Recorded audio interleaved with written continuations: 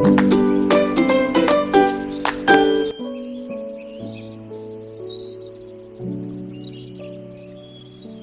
کہانی ہے ایک ٹڈے اور چیونٹی کی۔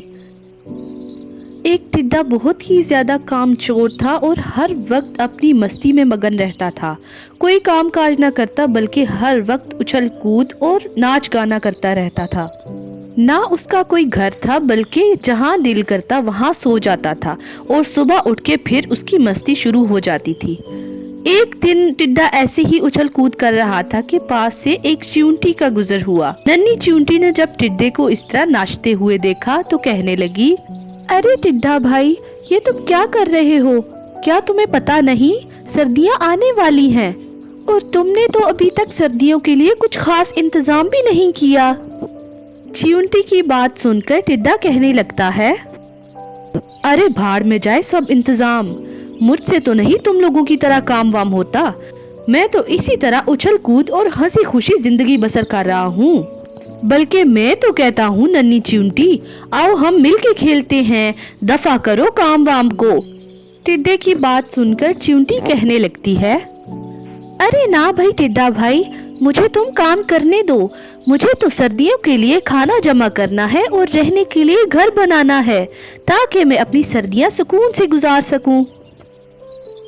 ارے ٹھیک ہے ننھی چیونٹی، تمہاری مرضی، میں خود ہی کھیل لیتا ہوں، لیکن مجھ سے تم لوگوں کی طرح کام وام نہیں ہوتا۔ ٹڈے کی بات سن کر چیونٹی آگے بڑھ گئی۔ ٹڈا کہنے لگا، ارے جاؤ جاؤ، میں بھی دیکھتا ہوں تم لوگ سردیوں کے لیے کیا خزانہ اکٹھا کرتی ہو۔ ایک دن پھر اسی طرح ٹڈا کھیل کود میں مصروف تھا کہ اچانک سے زوردار بارش ہونے لگی۔ ٹڈا بارش میں پوری طرح بھیگ چکا تھا اور اب ٹڈے کو کافی سردی محسوس ہونے لگ پڑی تھی۔ ٹڈا کچھ سوچ کر چیونٹی کے گھر کی طرف روانہ ہو جاتا ہے۔ ہانپتا کانپتا ٹڈا آخرکار چیونٹی کے گھر پہنچ ہی جاتا ہے۔ وہ چیونٹی کے گھر کا دروازہ کھٹکھٹاتا ہے اور کہنے لگتا ہے، چیونٹی بہن دروازہ کھولو نہیں تو میں اس سردی میں مر جاؤں گا۔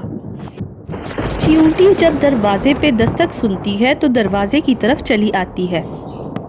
ارے کون ہے باہر؟ کیوں بار بار دروازہ کھٹکھٹائے جا رہے ہو؟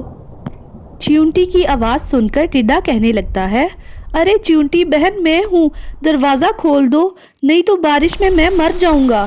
بہت بارش ہو رہی ہے اور مجھے سردی بھی بہت لگ رہی ہے۔ ٹڈے کی آواز سن کر چیونٹی دروازہ کھول دیتی ہے اور ٹڈا کہنے لگتا ہے، تمہارا بہت شکریہ چیونٹی بہن، تمہاری بہت مہربانی ہوگی اگر تم آج کی رات مجھے اپنے گھر میں رہنے دو۔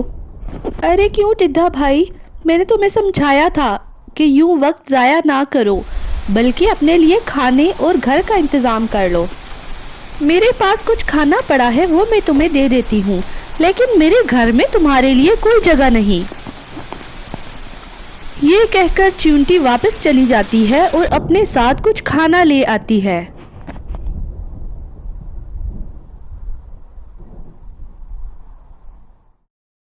یہ لو ٹڈا بھائی، یہ کھانا کھا کے اپنا پیٹ بھر لو، لیکن میں تمہیں اپنے گھر میں نہیں رہنے دے سکتی۔ میں نے تمہیں بہت سمجھایا تھا لیکن تم نے ایک نہ مانی۔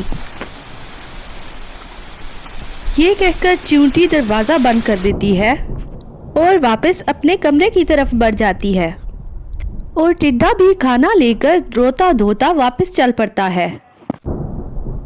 تو بچوں، ہم نے آج کی اس کہانی سے کیا سبق سیکھا؟